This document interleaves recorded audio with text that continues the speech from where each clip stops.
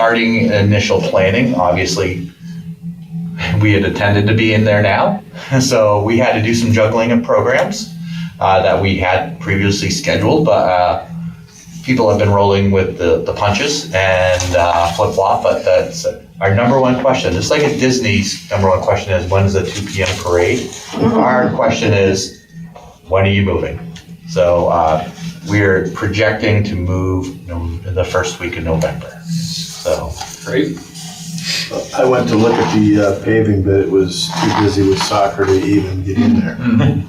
You just told me it was probably good. yeah, and DPW painted the lines for us, so all we had to do was paint or buy the paint. So that's been another great thing. And little odds and ends. We also went to the board just last week to get approval to purchase new tables and chairs, to purchase, I'm trying to think what else some televisions for the programming spaces, some TV consoles for the programming spaces. There's a number of things, and the packet is in there. I believe. Some fixtures for the bathrooms. Fixtures for the bathrooms, because we actually ran out of money, so we need mirrors, toilet paper holders, all that good things. Like when you buy a new house, you don't really factor in, and then you're like, oh, there's no toilet paper holder. So everything's brand new. It's going to be great. We are doing last minute finish up, so before we transition over, us as a staff are going to go in there. We're installing blinds, another thing we asked for, because obviously to do programming and show presentations, you kind of have to dim the lights a little bit. Some programming spaces are bright and sunny, and some are a little dimmer, but and for our offices too, because some of our offices are very bright as well. So we just want to make sure everything is done and scrubbed and ready to go, but we're happy to schedule a walk through as long as we post it and the whole rec advisory board can go through. David and I just recently went to Riverwoods, and Riverwoods is making a donation of furniture to us. So they are renovating the boulders fully, and so all the furniture is up for grabs. Oh, wow. Yeah, so we're going to grab a lot of stuff. So we got nice sitting chairs, tables, like they have puzzle tables that we're gonna get. Credenzas, lamps. It's going to be a very quaint little what we're doing, and then between that and what we got previously from the bank, we're going to meld everything together, and what we don't have, we're going to hopefully maybe redo some of the furniture in our senior center while Meals on Wheels is there, and maybe some furniture comes here for the waiting room in the town hall, town clerk's office. So things are going well. David, Caroline, and I are probably up there every day, if not multiple times a day. So Penhampton Road is so close. So thank you to the board for support. It's exciting. Great work, you guys. Great work. We also dedicated the senior lounge space to Doug Dicey. Oh, nice. Yes. For those of you who don't know, Doug Dicey, longtime rec director here in town, did a lot. Started the Council on Aging. He did a lot of work for seniors, but really for all ages. So it was nice to dedicate the space. He's the one that built the recreation park. He started Council on Aging, the taxi ticket program. He passed away in August. Yeah. Right after the Planet Playground dedication. We're very happy to dedicate it to him, because obviously Doug spent from 1971 to 2003 as the rec director here. Wow. So he built Exeter Parks and Rec up to where we can continue his legacy. And there's a nice little write-up. We already ordered the plaque. They'll be delivered and put up before the grand opening. And the nice thing we also have is when we go to do a grand opening, CDFA, Community Development Finance Authority, we get money for a grand opening. Oh, cool. Yeah, so the percentage of what you were awarded, you get that much money to buy refreshments for people. So, Great. And they'll help with marketing as well. Out of curiosity, with the parking lot lined, how many spaces are there? 49 total. Okay. 3 are ADA, and then 4 in the front, in front of the carriage house. We're going to post during our regular business hours a 20-minute parking limit. So when people come in for registration, They can park there, it's closest to the door. They have 2 ADA accesses, so either whatever makes them comfortable. If they're in a wheelchair, they can obviously park in one. But yeah, it did make it wider, so anyone that has been there, it was kind of jagged on one end, so it's wider. And we actually just had a community service day with the United Day of Caring. Bauer Hockey came and helped spread a bunch of loam on the side so we don't have tripping hazards there, and they planted 24 4x4, so we're hanging a decorative chain type fencing so people don't park on the grass. Yeah. And we have piles of loam there anyways right now, and we're gonna be sifting loam in the late fall, early spring from when we did the sidewalk renovation, so. Okay. So are all of those spots besides the ones that are 20-minute parking open to the public if there's an event at the fields or something? Correct, yeah. Got it. We're gonna have to definitely re-educate those people. Once we actually are active in programming at night, we gotta let people know, like, it's no longer the primary parking for softball and soccer. That's right, so I was thinking. Or Hampton Road needs to be, and people need to walk, but obviously if someone has a hard time walking, like a grandparent during the games, but we're gonna try not to schedule stuff in the community center when we're running soccer. Obviously, there's a capacity issue there. But we do have some night things that we will be scheduling, and we wanna make sure they get accommodated first for their parking needs. Yep. Okay. Any questions or follow-ups on the 10 Hampton Road update? Thanks so much for being so diligent with all the paperwork and all the expenditures here. It's really helpful to get a good idea of the scope and some of the changes that we made. I appreciate it. All right, moving on to fall review.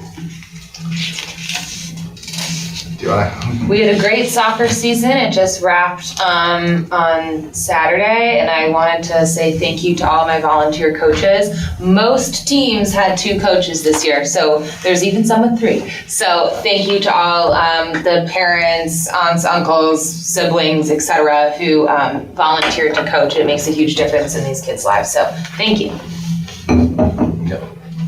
Do you know the number of participants you had for soccer? We had 299. Oh, wow. Yeah, That's amazing. one Great less work. than last year. Oh, really? And what ages is that? We start at 2 and we go through 8 years old. Holy smokes. Great. Yeah. Dave? Yeah, I mean, we've been doing a lot of senior programming too. We have a good partnership with Bodywise Physical Therapy. They've been doing a few programs with us, like an exercise one, as well as like educational presentation type.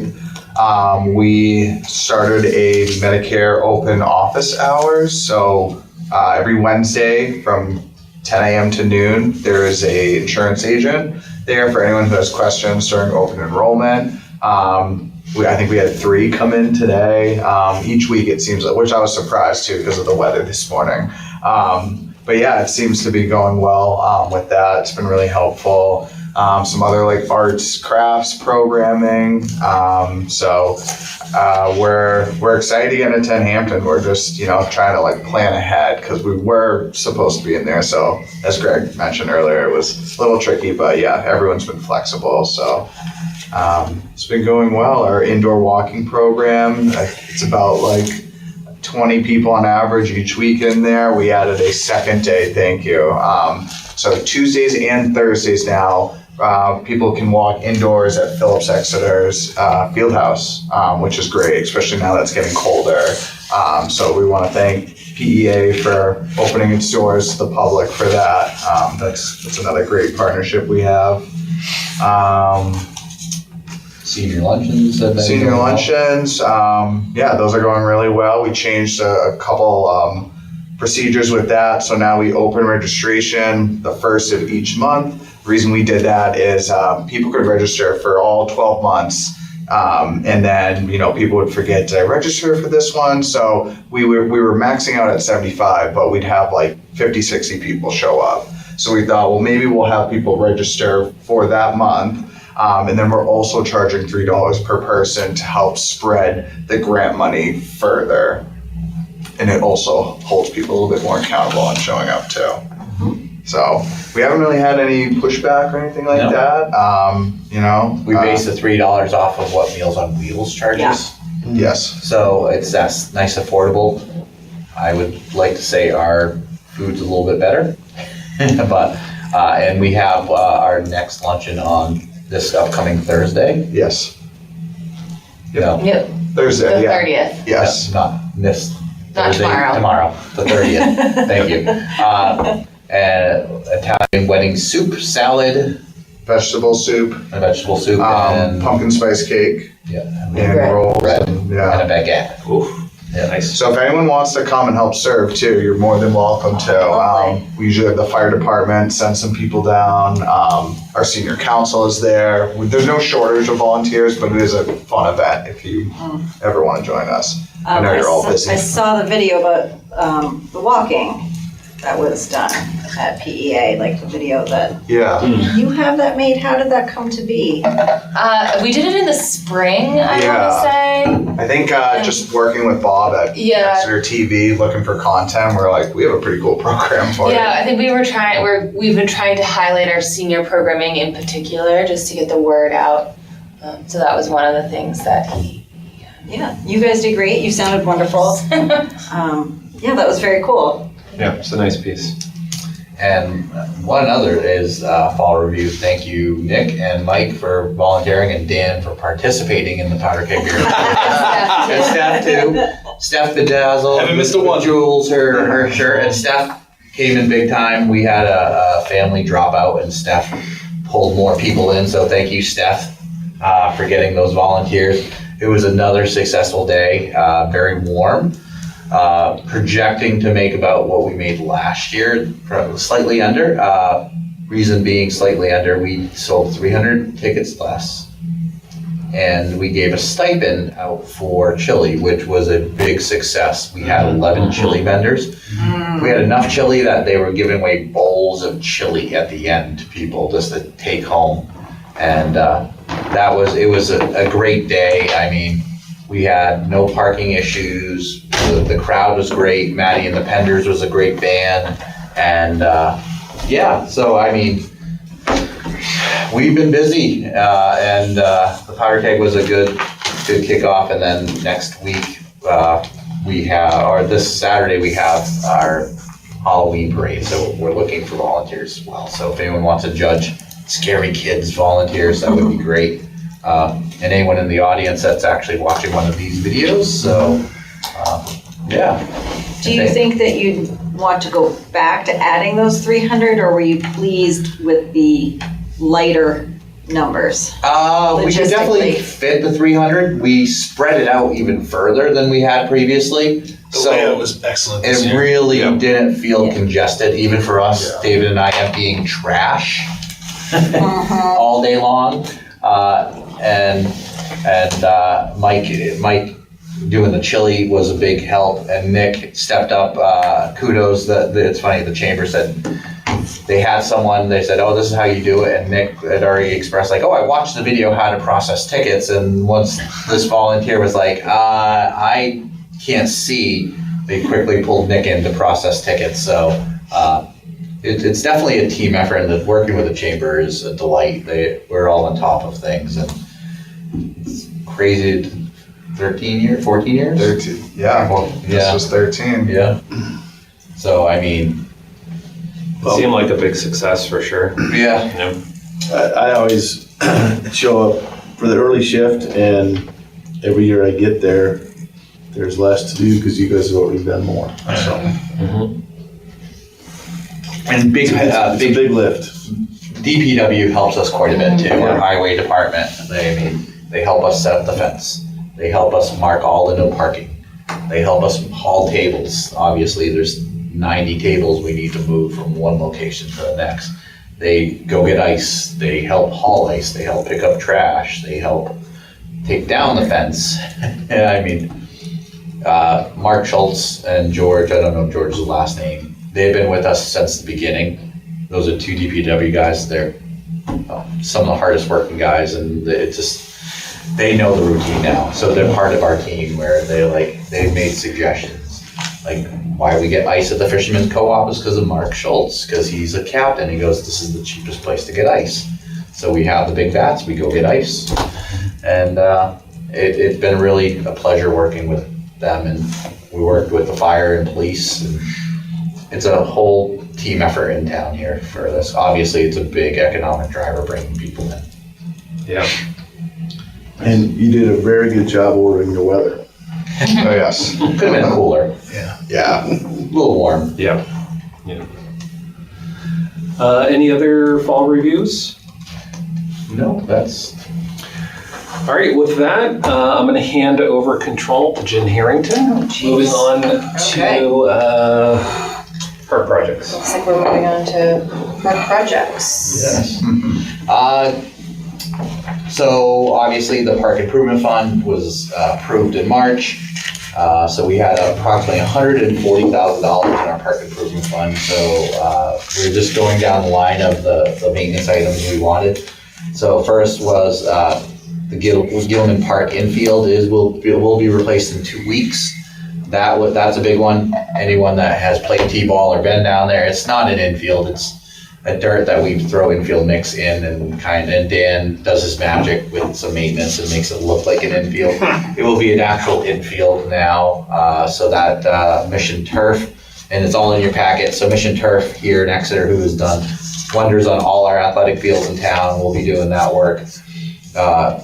Anyone that remembers the basketball court that was there that we removed before we built the pavilion, there was just a major drainage issue. It would literally puddle and pool, and it wasn't nice looking, and it was rough. So BWP Excavation, who also did the demo work at Planet Playground and excavation work at 10 Hampton Road, got that, and they did an excellent job.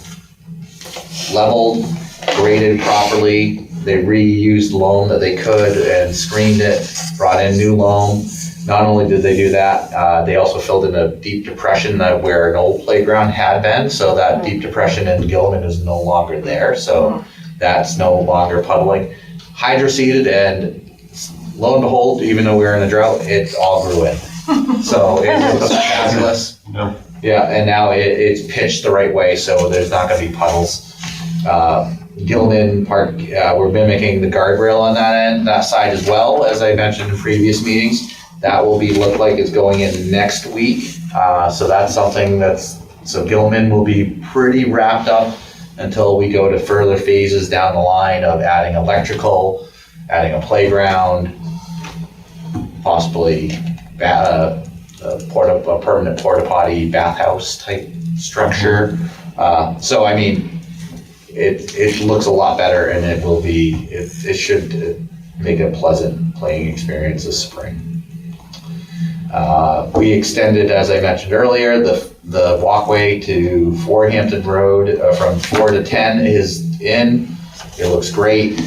We redid some of the grading as well on that, so it's not as a steep decline coming from or going to 10 Hampton Road or incline. So we're going to be piecing the loam on that trail over the fall as we get to it.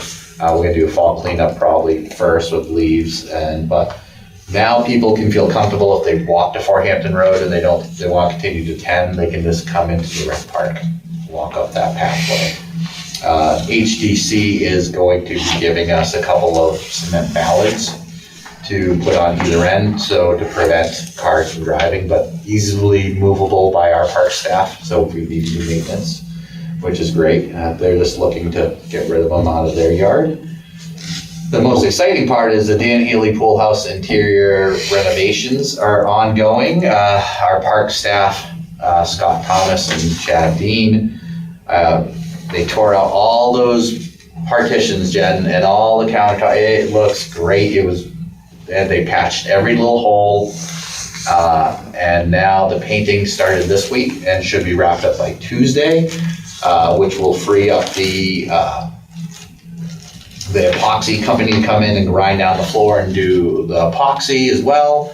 So that's the most exciting part of it. And then we will be placing our order for new partitions. It's gonna be, it's ended up being a nice charcoal gray, a darker gray to contrast the lighter gray and black fittings per se. So it will be a nice match to it. And it's gonna look like $1 million.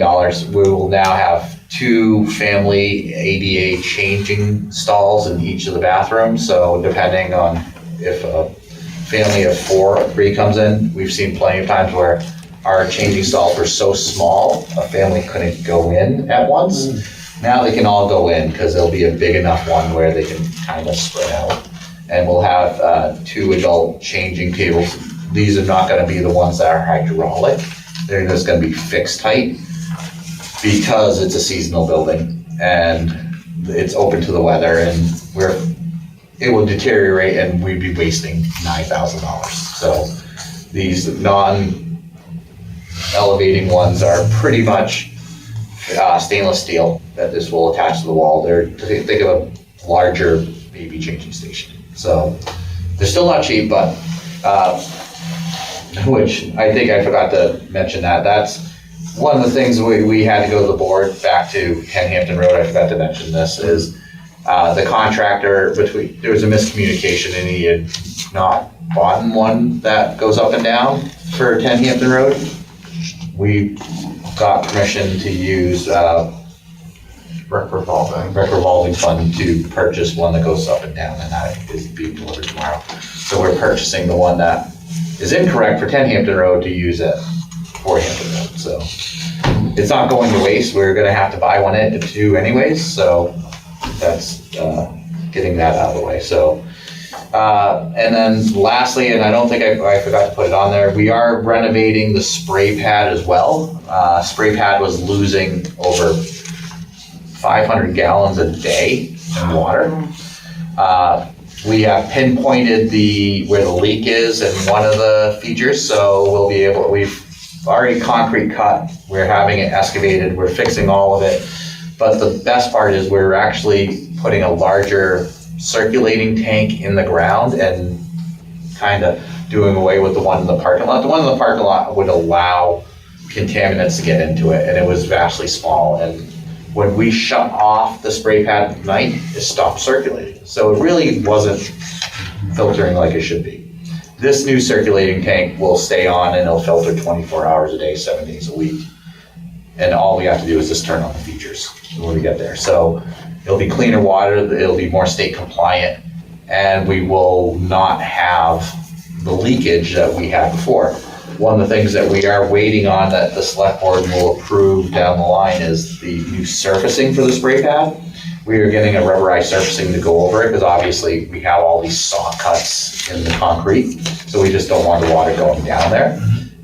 They decided to wait on it because we did apply for a grant that could be over $100,000 to put a rubber tile surface over the spray pad through Light Floor. It's a national brand. They give out 2 spray pad surfaces a year. So it's a competitive grant, but we applied for it, so if we get it, it's a major upgrade to the spray pad. If we don't get it, it's just gonna be a nice standard blue rubberized surface that will look festive, and we can put swirls in it, we can do anything we want, but that's an additional $5,000 that will come out of the park improvement fund. When all said and done, it'll leave us about $14,000 in the park improvement fund, so we've spent a lot of money. For good things. Greg, can you remind me, did the configurations of the bathrooms change? No. Did the number of stalls change? The number of changing stalls changed. We lost 2 in each bathrooms. So that's how we combined them to make them into a ADA family changing station. So each of them are getting wider, obviously, because they were 4 to 6 inch blocks. So we have gained back that room, but they couldn't really change too drastically because of all the plumbing being in the floor. So we'd have to jackhammer everything out. So there'll be 2 in the women's room? There'll be 3 changing stalls in the women's room. Oh, there was 4? There were 4, Oh. yeah. And There's only two. the ADA change install in the women's room was slightly wider, Okay. but now it's accommodating, there's gonna be 3. So the ADA plus 2. The ADA plus 2. Yep. And they'll be a little wider, so the ones in the women's room were a little stubbier. The ones in the men's room were very long but skinnier. So we were able to gain a little bit on each of the men's one and then the bigger one for the ADA. And we will be installing 2 sinks, sink in each of the ADA changing stalls. So if obviously you need to wash your hands after cleaning up a mess. And we're very lucky that we have a Scott Thomas on staff that knows how to do all of this. So him and I have been, Cost savings. yeah, so big cost savings. Just the demo alone, Jen. They were able to do it in probably 3 days, 4 days. And surprising what you discover. Oh, gosh. Like in the concession stand, anyone that remembers the cabinets were built in, the shelving were built in. Obviously there's crevices, so now we're gonna be fully, we were safe certified then, but we're gonna be fully, because we'll be able to have stainless steel tables that we can move, clean under, move back.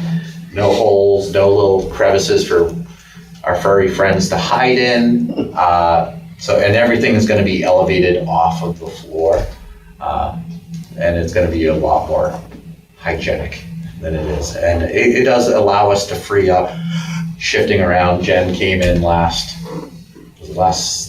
spring, we were Yeah. talking about this. Yeah. And we have a configuration, so we'll be reconfiguring it so it's a better workflow for the staff. And then in the spring, redo the roof hopefully, and then put the mini split in for the concession workers. So not only will it help that staff that gets up to 99, 100 degrees in there, but also less wear and tear on our equipment. Yeah. That's the big thing. Our freezers were struggling sometimes during the summer. It's not made for 100-degree temperatures to run a commercial freezer. Especially once we have 6 air fryers. If we had all those air fryers going, it was brutal. So that's our park improvement projects that the select board has approved. So. Any questions on any of those? All right, moving on to the hospital grant. Sounds exciting. Yes, so we were fortunate enough to be awarded for a 2nd year in a row, $30,000 grant, bless you, Excuse me. from the Exeter Hospital Community Grant Fund. And in the packet, we have the scope of work. So we're essentially doing exactly what we did last year with that money. We did a mid-year report, and we are finalizing our end-of-year report for year 1. And they're really happy. I spoke with them at that mid-year point, hearing about the luncheons, the new programs that we've been offering, the trips. So we've subsidized a couple of coach bus trips, as well as our day trips and our recreation vans, and then hiring a part-time senior coordinator. Those 4 pieces will be again in year 2. A little bit more is going to go towards the senior coordinator, because before it was just budgeted from March to December of this year, so it's the full year now. So yeah, we're really grateful and excited to have those funds to keep the programming going. So do those, sorry, quick, do those funds go into, what sort of fund does it go into? Your budget for the next year, or is it part of the The timeline for this one was, it was actually October 1st Okay. of this year till the end of September next year. Okay, Yep, great. yes. And that's not determined upfront where that funds are gonna go as needs come up, it's applied. Right, as long as it's within senior luncheons, health, Yeah. wellness, fitness classes, trips, and then the senior coordinator. That's great. Yeah. Okay, thanks. Yeah, we do have to supply them a budget. This is what we're going to. But between that and then what the contributions Riverwoods contributed to us earlier this year, it helped us sustain the programming that David had established. And Body Wise Physical Therapy too, they were a great partner And sponsor. Yep, they've been a big sponsor. United Healthcare, also another big sponsor for us. You know, anyone that's listening that wants to sponsor any programs, contact any of us and we're happy to set you up with a sponsorship. Craig, what have your numbers for the senior luncheons look like? We were maxing out at 75, Oh, but wow. then with the new like procedures we have, so like we open registrations the first of each month now. So we're probably gonna see more accurate. We were maxing out at 75, but we'd really only see like on average like 60 people. Okay. So, and there were people on the wait list that would have gone and couldn't because we were at capacity. So we looked at that as a way to maybe get more accurate numbers. But I will tell you, for next Thursday's luncheon, we currently have 51 registered. Nice. That's about kind of like what we're at. We're seeing. 50, That's awesome. 60. It might pick up a little bit more in the winter. Summer is kind of, we were outside for one, which was a beautiful day, but some of the feedback was like people weren't sure about the terrain. It was at Townhouse Common, so they just weren't sure, is it going to be uneven and stuff. Like, so, And where's this Thursdays? Town Hall. Yeah. We've decided to keep it at Town Hall, even though the new programming space could accommodate 48 comfortably. It'd be tight. So we're ever evaluating it, but people seem to like it except for the acoustics. The acoustics are terrible in Town Hall, so they've asked for less music. Yeah, and if presenters are going to be there, have them be on the floor, not on the stage. And louder sound system would help, Yeah. which Lori will bring her sound system in for all of. She Yeah. brought it in last time. Lori is also a DJ, so she brought in her wedding speakers and it was pretty loud. Yeah, it was good. Not loud, but loud. Much better than our system. Yes, our little Bluetooth one does not put out the volume that hers does. Excellent, all right, moving on to discussion item, the 2026 proposed Park and Rec's budget. Yes, we wanted this to go over the budget and show you our budget. You've all seen the news and everything, so just trying to educate you. So if people ask questions of you as the rec advisory board, like, well, so one of the biggest things, if we start on the recreation side, is we had a change in personnel in the rec office. So if you have been in the rec office, our longtime office manager has decided to move on. We already have a new office manager in place, so that's how long we've not met. Her name is Jen Gussler. She was previously the rec director for Plastow Recreation. So she comes from the recreation field, but has 18 plus years as an office manager in other agencies. So she brings a vast knowledge of not only all the Excel fun number stuff that we needed, but also the recreation side, and it's been a great asset so far in the few weeks she's been working here. She started on September 22nd. So literally the day that David and I got back from the national conference in Caroline, she started her first day. So, but if we go down, that's the biggest thing. Change in personnel is the biggest driver in our budget, if you notice, for the recreation side, because obviously one new person needed insurance while the other did not. And it increases the full year impact of the rec, the senior coordinator.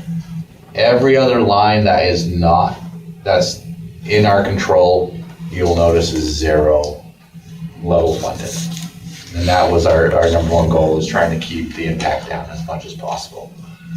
So we're gonna live with it, but unfortunately that represents, in a small budget like this, even added a little bit, it looks like it's a significant increase percentage-wise. But health insurance is the big driver. Health insurance is the big driver. And there is an updated number for this I don't know if they had updated this number that you see here, because we did get our health insurance number, and the BRC is currently discussing that. So I don't know if Melissa has brought it to the BRC. I believe they did. And it did create a savings in the overall town budget, but nothing that earth-shattering. The new insurance. So Cost of savings? what they do when we put together the budget is we project a high. We knew the numbers are going to come in high. So Corey, Stevens, and Melissa, when they put together the budget, they projected for a 20% increase. That number came in less than 20%. So there is a reduction on what the initial proposed budget was that the select board saw. So. And then if we go look at the park side, Yeah. on the park side, similar, from last year's budget, we had a staff member that came on that needed health insurance. So obviously it looks like a gigantic, but everything else, again, is level funded. So we'll make it work. And it just, again, when you add X amount of dollars, it looks like it's a gigantic increase. But having been at the state conference last week, Exeter is not alone in seeing the larger numbers in municipal budgets this year. There's one community was 11%, one community was 9.5%. So some of the other towns are seeing the same thing, and a big thing is the insurance is the big driver. And overall, and you've probably read the article, the big drivers is obviously 3 union contracts, which we have 2 of the union people in our contract. That's why Parks is up, and debt service and insurance, obviously. So we didn't raise anything, and we're not going to. So that's why it segues great into our discussion we're going to have in January of financial stability. And obviously going into 10 Hampton Road, we are going to need to generate more revenue to help pay for some costs like janitorial, trash removal. Building supervisor to keep it open after hours for other programs. Yep. Yep. Custodian, supplies. Yep. And big picture, when that move happens, there's got to be savings on the other side from the other building. Correct. And I believe so right now, I believe the plan is to mothball the other building temporarily. The Facilities Advisory Committee is going to work with the maintenance department, DPW, and do a facility assessment like use. So look at all the town departments. Are they utilizing their space correctly? Do they need more space? Should they? And that eventually, I think, will put that building into play, but that study needs to be done first. Because here at the town office, they're building offices and offices to accommodate staff. So it'll be an interesting, but you are right. It will cause a savings. Obviously, we're not going to have to heat it as much. Electricity will stay on, obviously, but it won't be as much as used as it was. But that building also needs a lot of work. Some of our eaves there are broken, and there's birds living in them. So paint's peeling. The building is definitely seen better days. And that's a bigger discussion. I know what happens. What would happen to that building in the future is a bigger discussion, but there's a little offset there. So Greg, did you say that those costs that you will begin to incur at 10 Hampton are included in your budget or not yet? That will be coming out of our rec revolving fund. So that's something, we do have a nice cushion as of last year, and when we did the 10 Hampton Road, the overage and everything, we did dip into it. We were carrying in $138,000 into 2025. We've used about 20 of it. So there is some savings there, so as we build up, because obviously we don't know what we don't know yet between Caroline's youth programming, Dave's senior programming, what we really need to accomplish, and we're putting in the preliminary budgets, like what is it gonna cost? What do we need to bring in profit-wise to cover our overhead? Paper towels, soap, trash bags, all that fun things. And we know everything's going up in price, so. Mm-hmm. And we, That was previously in a different department's correct, budget, yes, so that's a new cost to us. yep. Thank you. So is our mandate here today to vote to bring this to the select No, board for this is- approval, or is this it is- just to keep us in the loop? Keep you in the loop. It really, the discussion item is like, this is for your education, because obviously you're all taxpayers, but you may have questions like, oh, Nick, you're on the rec advisory board. What's happening with the rec budget? So that way, Benefits. Yeah. yeah, and then that's really what it comes down to. Obviously, having two school teachers in here, and you've seen the news all over New Hampshire, schools are getting hit hard too with insurances. So I think that's the new norm. Okay. But it really, I think, and this is what I'm gonna ask a motion for, is I think in a tight budget year, I have a request in for the park improvement, but I think we should table it for 2026. Take a year off. We've accomplished so much in 2025 that, out of respect to you taxpayers, I think having an official vote say, yeah, we understand it's a tight budget year, maybe we'll take a year off from the park improvement fund for 1 year, knowing that we do still have impact fees coming in. So there will be still work done as more fees come in, but I think this stuff has waited and can wait another year if we have to. If that makes sense.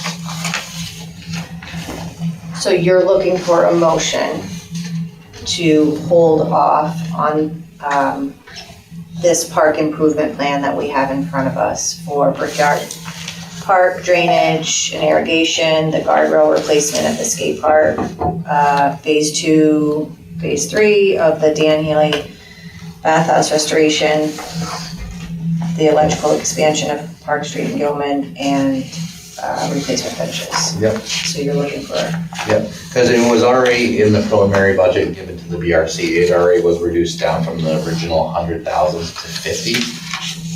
So I think just tabling it for the year and coming back with this exact CIP for 2027. Will it make it more challenging for you to get it back if it goes away for a year? I don't think so. I think all the powers that be realize that this should be a year that maybe, Show of goodwill. yeah. Because our overall desire is to see the budget pass, because we don't want to cut services or, God forbid, So break down. you have in here, after some of the expenditures, that the current balance of the park improvement fund is 14K roughly. Is that Correct. When's that go through the end of the year? Or? And that carries on forever. Oh, it does. Until we felt It's a yeah. revolving. So yeah, Okay. so like for instance, we could do the bathhouse roof. Because Jen can attest, it leaks, we did fix it mostly, so they're gonna do one more patch, and I think it will. But I think you do the roof, because you've done the interior looking great, you might as well do the roof. Okay. So we have one more project, I think, in it. And again, depending on how much development is in town, like, we could knock off a few of these as well if we get a lot of impact fees coming in. And I think you had a good question before about how that works, and I had no idea that for each new house, you get $1,004. $1,004, so every new dwelling that gets in. Dwelling. Yeah, Yeah. so it doesn't matter if it's a 5-bedroom or a 1-bedroom. We get the same amount, that which was voted in a number of years ago, and there's a whole study through the planning department I think it's a school impact fee and there's a rec impact fee. Like it's built? When new gets built, so, Does that apply to condos, yep, but not apartments? nope, apartments do, Per unit? per unit. Yeah, so it's been a good revenue source for us. We've expended approximately, if I had to guess, $100,000 in the last year of just, I think 10 Hampton had 107. yeah. And then we use 150 just of impact fees between Planet Playground and 10 Hampton Road. So in addition to giving the taxpayers a break next year, there's nothing pressing or urgent that needs to be done immediately, like some of the stuff that you had in here is your recommendation. We can Yeah, go on easy. yeah, Okay. yep. While I always defer to you, Greg, I do think that one of the most desirable aspects of living in Exeter is our parks and the way that they're maintained so meticulously by you and your team. And I know that it's lovely to give taxpayers a break, but I want to just acknowledge here that part of the desirability overall of Exeter are these parks. And and that there's work and planning that goes into all of these repairs and maintenance of them. And so it's gracious of you to take a break from that. And it's also a break of your work and like not having to like have all of these ducks in a row at every single second of every single day. But residents should know like that this is the type of planning that goes in and this is what adds value to our community is this type of laying out of a plan and putting together all of this financial work behind the scenes to execute a well laid out park. And I just wanted to say that you're giving us a break for a year, but this is the work that goes into making our community so great. Yeah, well, thank you. And the fact is we have a lot more work to do. Yeah, always. Because the park system is aging and just to keep up and upgrade and not upgrade, but even like just redoing, like for instance, the Brickyard Park drainage and irrigation renovation. The irrigation is set up for a baseball and a softball field. There's blank spots in it. It doesn't hit every part of the grass. And then what material's there, it's very uneven and it doesn't drain well. So we are gonna do something similar to what they did at the top field, where it was the same thing. It would be leveling it, redoing the irrigation, and now the next thing we know is we have a perfectly Yeah, it looks awesome. green space that is flat and usable for any configuration of sport we have. Right now, we're limited and we know there's a puddle that forms in one spot, so we can't put a field there. And then even when we do a field next to it, kids are running through it. So how do we do it and upgrade it? And yes, there's a lot of planning to it, and obviously we'd love to do all of it, but we can't. And it's just over time, we'll just chip away at it and see how we can make the best of our situation. You had here in this last page where it's going over the possible projects here that the estimated cost is $100K and then it has $50K now? Yeah, because the budget was presented to the select board. They had reduced it down from 100 to 50. So the ask was going to be for 50, and I think Okay. just how I think being proactive, we could be that department that sets the example. Like, we'll take a year off. Got it. So a motion would look like To table the, to table any request for capital improvement funds for fiscal year 2026.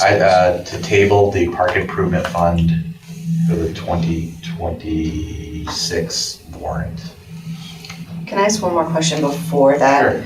What, and obviously you can't foresee costs, but what impact could this have if we wait with these numbers now and waiting a year?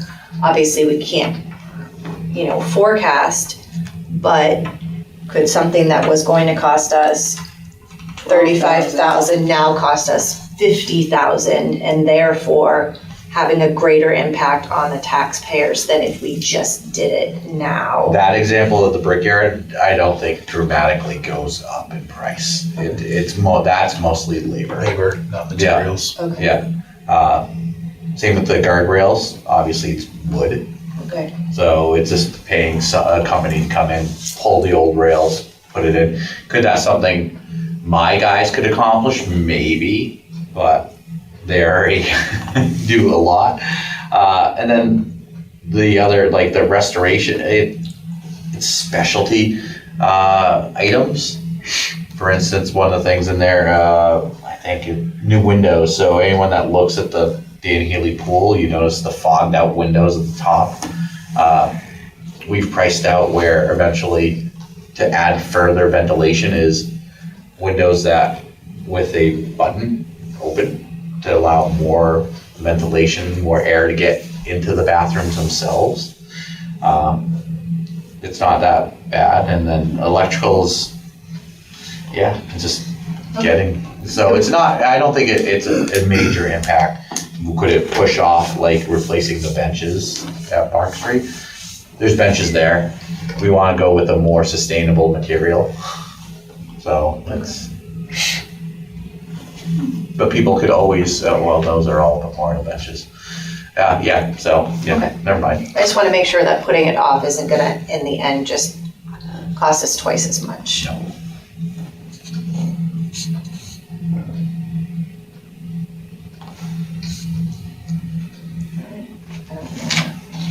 Are we looking to entertain a motion? It sounded like you had one going. Yeah. Maybe, thinking about adjournment. So I'd move that the Exeter Rec Advisory Board suggest or endorse that the Park Improvement Fund request for fiscal year 2026 be tabled and moved to the following year. Is that, You have to do a roll call, Jen, because Steph is on. Do we need a Zoom. second? right, You well, I need to wanted to do- make sure yeah. that sounded okay to you. Yeah. All right, do we have a second? I can second that. Dan Provo seconds. All in favor? No, you gotta do Oh, a do we? Okay. roll call. Call. All right. Mike, Aye. Dan, Aye. Jen, aye. Brent, Aye. Nick, Aye. Steph? Aye. All right, that passes Unanimously. 6-0. Yep. All right. Do I have to? Yeah, get it. Official now. And we briefly touched on it, or Mike or Dave briefly touched on it. Here's the write-up for Doug Dicey. So, just to go over for anyone, and Oh, nice. we will have a nice plaque in the senior lounge that, with this picture. Doug began his career in 1971. And the little story that his wife told me, so to get the rec park off and going, he actually took a loan out against his house. Wow. So, and at the time, he had a 2-year-old daughter. So he literally put his life out there and got that done. But some of the highlights of his, like, and residents tell me this, he would get DPW to drive a dump truck over to Park Street Common and he'd show movies with the reels on the side at Park Street Common. What we now call the Lollipop Festival, he used to be the Peanut Carnival with real peanuts. Obviously can't do that now. Down on Swayze, so he did that. He used to come down and ref basketball games if refs didn't show up. Yep. So, I mean, Doug, you would know he was around in town because he had this blue van that we inherited when I came here 22 years ago, and that was Doug's car. You'd see him driving around. He drove grocery store and everything. He was part of the community and did a great thing. And he helped the bicentennial in 1976, the 350th. And he was, for New Hampshire, to have someone on the national board is a big deal. He was on the National Parks and Recreation Association board. He was the president. He also won the Wink Tapley, as I did, in 1984. And I mean, he was Mr. Softball, and USA Softball just granted him this award for his 55 years of dedication to adult softball. Amazing. Yeah, so he is your ultimate Parks and Rec professional, and we thought it would be great. And those that were at the ribbon cutting, Jan was there, and she's excited to come see the new community center. So the Dicey's live on in Exeter for everyone, and a lot of Caroline can attest. A lot of our pickleballers who had kids back then, it's like, oh yeah, they were thrilled to see Jan, and at 87 years old, he lived a full life. Yeah. That's awesome. New business? And there'll be a plaque. There'll be a plaque with his picture. Good. Yep. Excellent.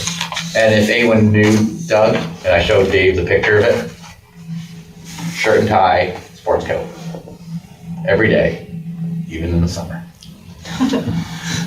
That was the Parks and Rec back then. They dressed up, which I find hilarious. So, all right. Any old business? I wanted to touch quickly on our trick or treat event this weekend. So we have our big Halloween parade and costume contest. So we are looking for a few more volunteers for the costume contest. So if anyone is interested, show up at 10, and the commitment's 10 to 11, 1 hour.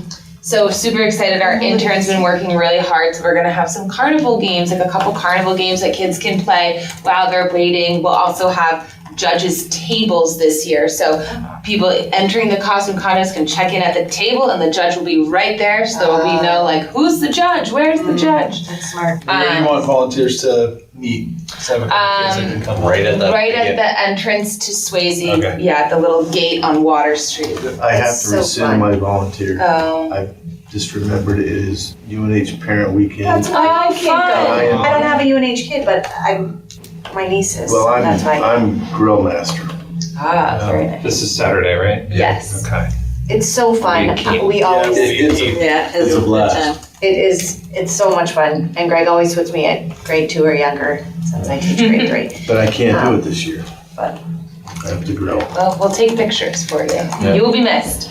But I also wanted to just highlight our downtown trick or treat. We have 49 businesses that have signed up. Oh, wow. Most right in that Water Street area, but there are 3 that are kind of more on the Front Street side, including the police station, the fire station, and the Congressional Church. So I just wanted to point that out so people know to go there to trick or treat as well, because there will be additional candy and goods there. Nice. Lovely. And thank you to all our business partners for making this event. That's awesome. And next week we have our first holiday block party meeting. So, yeah, Christmas is right around the corner. It is right around the corner. I would like to add that Caroline and I are hosting a workshop at the Northern New England Conference in January on women in recreation. We're very excited about That's that. great. Nice partnership. Yeah. I had a piece of old business. I don't know if it's new business. I need some news. I just didn't want to know. I wanted to just bring up our, and this is funny because I was late, but if we wanted to discuss moving to quarterly meetings again. And the reason being, I went back all the way to like 2022, which is when we started quarterly meetings.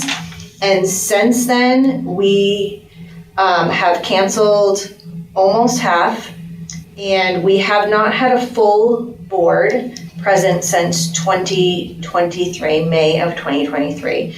And I just think that it's so important because all of us have different experiences and different perspectives. And so I just think it's really important for all of us to be here because it contributes to the discourse. And so I didn't know if we wanted to discuss moving to quarterly meetings, especially because we've gotten some of our you have gotten some of the larger projects done.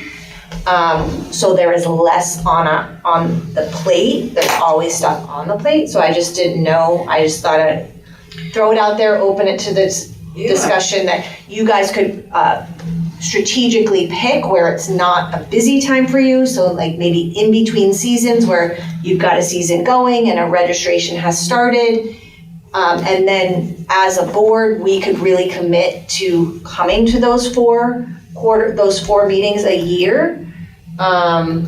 It's just something I wanted to throw out there, because I know when we were here last and we re-voted, I know not everybody was here. Dan, you weren't here.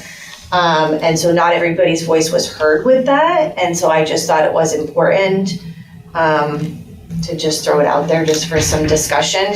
I don't know how. I think Rec it's department. a good discussion. I wonder if, in anticipation of our next meeting, we could have perhaps a proposed schedule of what would 4 quarterly meetings look like. Do we also want to talk about 6:30 to 8? If it's gonna be quarterly, it's probably gonna be 2 hours. Would it be 6:30 to 8:30? Would that make more sense? Would that be a courtesy to the staff who have to stay till 7 o'clock after a long workday? So I think it's a worthwhile conversation. Yeah. I just wonder, instead of us sitting around throwing out a bunch of dates that may or may not work, Absolutely. could we, based on their best guess of when a good schedule looks like, would you want to throw out like a potential quarterly schedule? What would that look like? Right, for 2026, maybe continue with, if we're gonna have the November, I know that's gonna fall probably sometime around Thanksgiving. So it was just something to think about, I mean, as the department think about it. But I just think it's just really important that everybody's voice is at the table and has an opportunity to be heard. And I don't know, are we at the right number of members on the board, Greg, or is there an open I think position? there's one alternate that is open. Because Bob's not here, is he Bob could still? not, Bob could not make it. Right, so again, there's still, I showed up late, Steph is on Zoom. But I just think it's important that Yeah, everybody, Steph wasn't feeling well Yeah, today, no, so yeah, she didn't want to and get you guys Thank you for sick. staying home. yeah. So, it was just something maybe you guys can mull over, and just the board as well. Yeah. Just to think about it, just so everybody's present and we are utilizing our time properly and your time, and not, especially since a lot of our larger projects are. And do we have any bylaws or any charter requirements that would make us have to meet a certain number of times or hours in a year? I don't know that either. Let me, I don't think so, but yeah, I'll double check. We did quarterly, like what, 3 or 4 years ago? Yeah, it was, I actually went back through the minutes, I counted up. You're not gonna have any money to who was spend next year absent. anyway, so. It was, they turned quarterly in on March 29th of 2022, and then we switched back to monthly that October, so we But didn't that, even yeah, and really we give it did a try. that because we were about to start the park. Yeah, and Yeah. felt like there was a greater urgency. Right. But I do think the board's wishes before that, I mean, and again, could it be for a year or 2 years, and then if there was something else, we could again vote to change it back. Right, This could be a temporary measure in between large projects. I don't know. it would make sense. But I think you're right, I think it makes sense for you all to pitch to us, here are the 4 times it makes the most sense to give updates, Right. budget season, in between, the shift from spring to summer programming, ramping up for the summer camp. I'll also throw out, or is it just every other month? Is quarterly too far? Is it just a consistent every other month? Which is 6 a year, which I think we're kind of sort of about doing. Right. But say it, like it is Right. just that versus having 12 and canceling half Right, I think the bi-monthly to every other month. makes sense. Yeah, so perhaps, I hate to put work on you guys, or maybe we could do that, maybe you and I, Sure. we could sit down and then, like, what would every other month look like? What would 4 times a year look like? And if we can put that in the agenda for next month to spend more time talking about. Yeah. Maybe people can plan to bring their calendars and be ready to veto dates if necessary. right. Are we beholden to a Wednesday the third Wednesday. I think that's you Okay. all to decide But because, also booking of a room. yes, And having That's what, that's what I was wondering. I think there's not.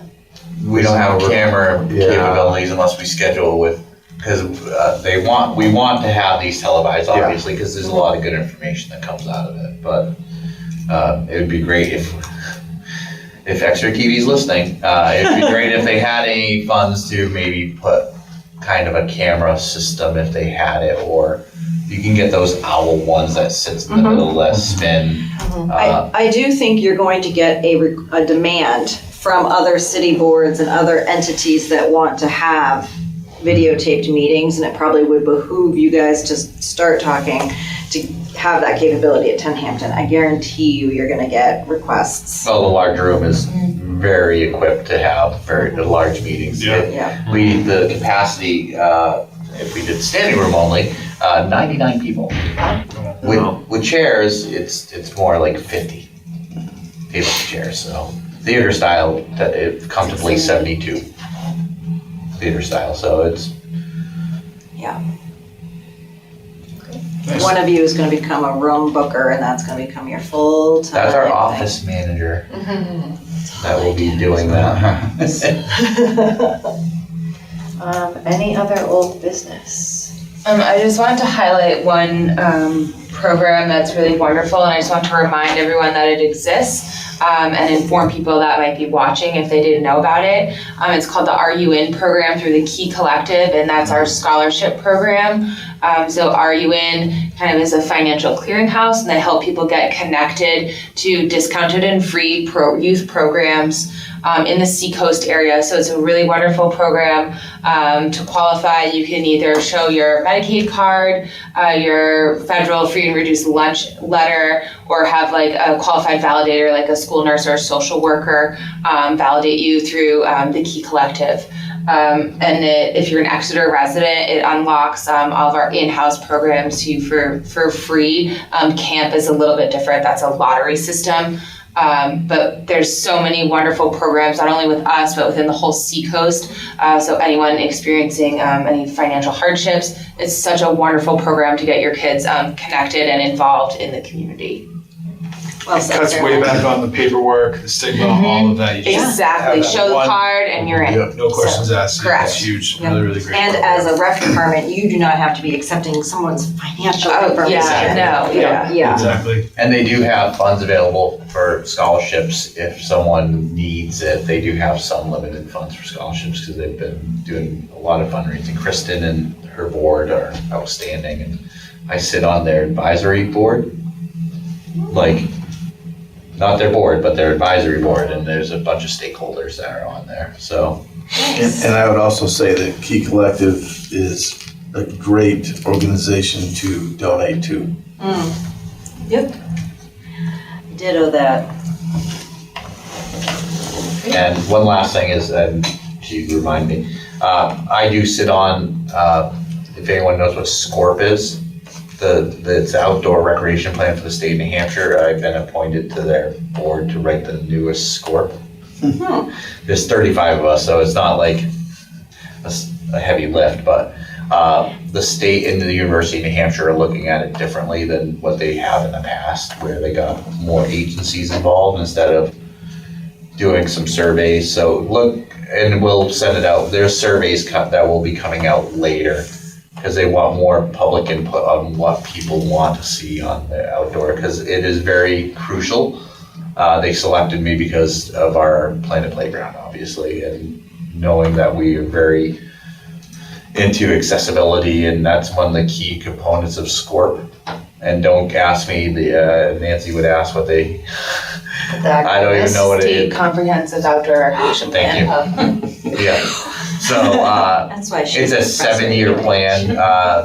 The Department of Interior is moving to a 10-year plan. So it's gonna be a bigger plan, but they asked that the states renew it's a 10-year plan, but they can't, you should renew it every 5 years. So, it's a good opportunity for Exeter to have a voice in what the state outdoor recreation is. And those surveys are so important for people to take because it asks questions like, how many times do you visit your local park? It's really looking at how you use the outdoors and outdoor play spaces. So super important that when those do come out, if you have a couple of minutes to fill that out. Any other old business? Nope. Entertain a motion to, You gotta do roll call now. I have new business. oh. Okay, I just always want to, on the revenue side of the rec department, as always, we should make sure that we're looking at costs when we establish fees. Because I think there is always room, we always have great value in our programs. And we shouldn't undersell or be shy about adjusting costs accordingly. I think you'll love our January meeting. Looking at financial sustainability. That was it. any other business, new or old? All right, then I will entertain a motion to adjourn. I make a motion to adjourn. Do we have a second? I second. Mike seconds. Nick? Aye. Oh, yeah. All Do we in have to favor? roll call? Now you Yep. gotta do roll call. Nick? Steph? Aye. Bryn? Aye. Aye. Dan? Aye. I Mike? Aye. get better stuff. Well done. Feel better, Feel better, Stephanie. Steph. Feel better. Bye, guys. Thank you. Bye. Thank you. Thank you for tuning in to Exeter TV. Exeter TV is the town's public and government access channels, available on Comcast channels 6 and 22. Channel 6 is your channel. If you have an idea for a program, want to host your own talk show, or submit a film, we're here to get your content on television. On Channel 22, we bring you live and replay coverage of government meetings and other town updates. A third channel, Blue Hawk Media, is operated by SAU 16 and can be found on Channel 8, with all your school sports, events, and meetings. You can watch Exeter TV online at exeternh.tv, Apple TV, and on Roku. Find us on social media for extra content. Subscribe to our YouTube channel and hit the bell to get notified about live streams and new content. Tune in to our platforms every other Friday to watch the Exeter Biweekly Report, with recaps of recent events, updates from town departments, and messages from nonprofits in your area. If you head to our website, exeternh.tv, we invite you to sign up to our newsletter to receive monthly updates about new content, upcoming meetings, and more. We'd like to thank you for taking the time to watch Exeter TV and hope that you tune in to our other content as well.